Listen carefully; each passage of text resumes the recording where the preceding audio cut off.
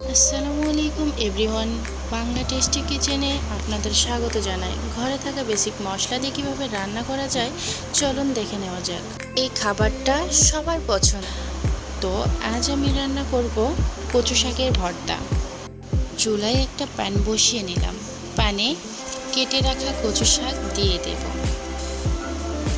কচুগুলো একটু ছোট ছোট করে কেটেছি। 2 থেকে 3টা রসুন দিয়ে দেব। ছোট ছোট 3টা আলু দিয়ে দেব। আলু দেওয়ার কারণ হচ্ছে ভর্তাকে আঠালো করার জন্য। পেঁয়াজগুলো একটু ভেঙে নেব। 10 থেকে 12টা ছোট সাইজের কাঁচা মরিচ দিয়ে দেব। আপনারা আপনাদের স্বাদ মতো কম বা বেশি করে মরিচ দিতে পারেন। 1 টুকরো আদা দিয়ে দেব। পরিমাণ মতো হলুদের গুঁড়া দিয়ে দেব। স্বাদ মতো লবণ দিয়ে দেব।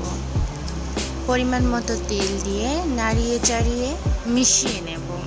মশলাগুলো ভালো করে কচুর সাথে মিলিয়ে নেব। এরপর একটু কচু কম হয়ে আসলে ওখানে পানি অ্যাড করে দেব। আমি একটু পানি বেশি দিয়েছি যাতে ভর্তা করতে সুবিধা হয়। চুলার আঁচ হাই ফ্লেমে 8 থেকে 9 মিনিট রান্না করে নিতে হবে। মাঝে মাঝে একটু নাড়িয়ে দিতে হবে। এভাবে রান্না করলে খুব মজা হয়। বড় থেকে ছোট খুব মজা করে খেতে পারে। পানি একটু কমিয়ে এলে চুলার আঁচ মিডিয়াম লোতে রেখে কিছুক্ষণ রান্না করে নেব। একটা ডাল ঘুটনির সাথে এভাবে মিক্সড করে নেব যাতে সবগুলো মশলা মিক্সড হয়ে যায়। এতে করে একটা ভর্তার মতো হয়ে আসবে। মিক্সটা একটু ভালো করে করতে হবে যেন দানা দানা না থাকে। তো এই পর্যায়ে আমি দিয়ে দেব একটা লেবু। লেবু দিলে টেস্টটা অনেক সুন্দর হয়, খেতেও মজা লাগে, একটু টক টক লাগে। একটা খন্তার সাহায্যে ভালো করে নাড়িয়ে চাড়িয়ে পানিটা শুকিয়ে নিতে হবে।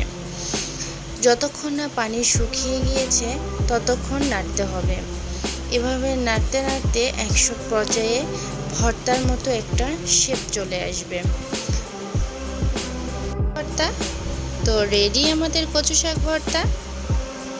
আশা করি আমার রেসিপিটা ভালো লেগেছে। তো যদি আমার রেসিপিটা ভালো লেগে থাকে তাহলে অবশ্যই লাইক, কমেন্ট, শেয়ার করবেন। আর সাবস্ক্রাইব করতে ভুলবেন না কিন্তু, কেননা নতুন নতুন ভিডিও দেওয়ার সাথে সাথে আপনাদের কাছে পৌঁছে যাবে। তো ভালো থাকবেন সবাই। আল্লাহ হাফেজ।